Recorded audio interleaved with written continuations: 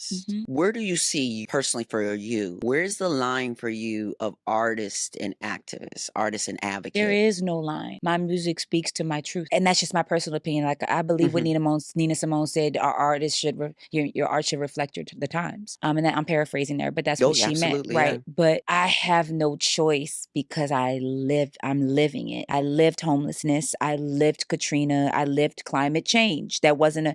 I lived a lie. My uncle and aunt were sold a concept to work for oil companies, Wow. just like they do in the South. They say, oh, you can get great money working in big oil until you realize the big oil is affecting your family. My aunt and my dad, his brother, my dad and his sister both have had cancer. Oh, My dad wow. still has cancer. My aunt has survived breast cancer.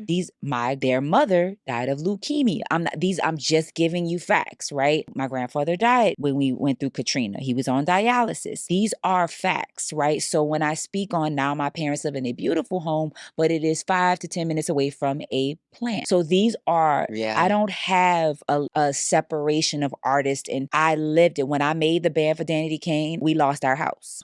Katrina happened, right? When I, was in the pivotal part of my life, I had never had Thanksgiving with my family ever again because we were all displaced, right? When my mom and dad decided to come back to New Orleans and they realized the settlement they got from FEMA was 13 cents, not making that from their teacher settlement. You said, like, it 13 was 13 cents. cents. So I just want, it's not a fake, like there's no line to say, okay, I'm an artist and I'm going to step away from the activism. I don't even really call myself an activist because I'm just telling people my story. So I choose to do it in a way in my music and in the way in which I work with Hip Hop Caucus.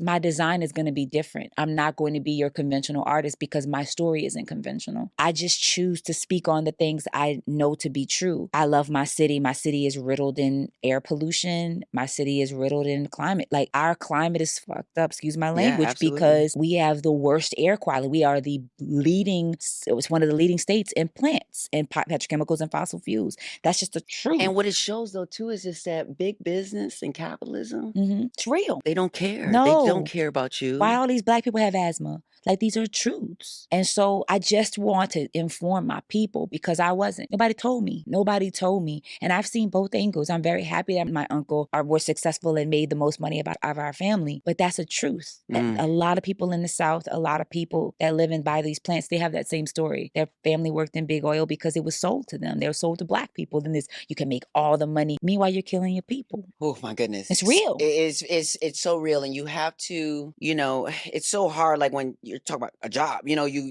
all these jobs and factories, but Mhm. realizing that everything sort of has a cost. Mhm. So then what was your inspiration to getting involved like with the Hip Yeah. Hop Caucus? So everybody kept telling me, like, when you're an artist and a musician, your way of success is you do your music, you get big, and then you do a fragrance, and then you do a clothing line, right? Right, and that's your Right. success. Bitch. Like when you're indie, it's by any means, sis, get it, Yes. find it. Yes. So I got really good at being an entrepreneur because I was not doing my music like music, and I was handling it like a small business. And you like integrated with tech like Yeah, insanely. I started thinking of my career as a small business. So I would collaborate with Adult Swim. I got a license. I was able to license my music. We started animating with them. And then I said, okay, there's something I'm on to this. And then I started working in tech. We were hacking all these different PlayStation and trying to find ways to do mocap, which is motion capture. And then we were able to do VR videos in 2015, I saw that 2016 was when nobody, yeah, well, a nasty. few people, like I'm not going to sit there and act like we were the first, but we were among a few that were really playing with the concept of virtual reality and augmented reality. It was Mhm. really great. Not above that. We partnered with Wired.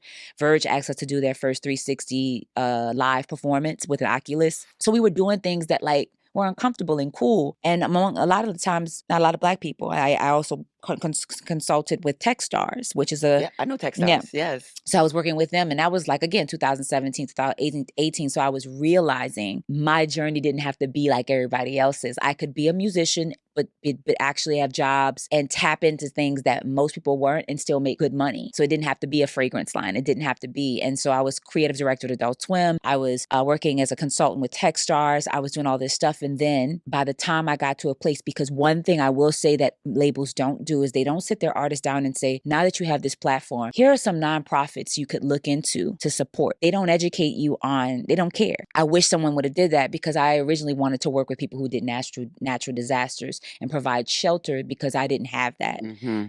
But then the Hip Hop Caucus came along and they were looking for an artist relations director. And I was in a point in my career where I could give back. I had finally made money enough to where I was like, now I don't want it to be about me anymore. How do I make change?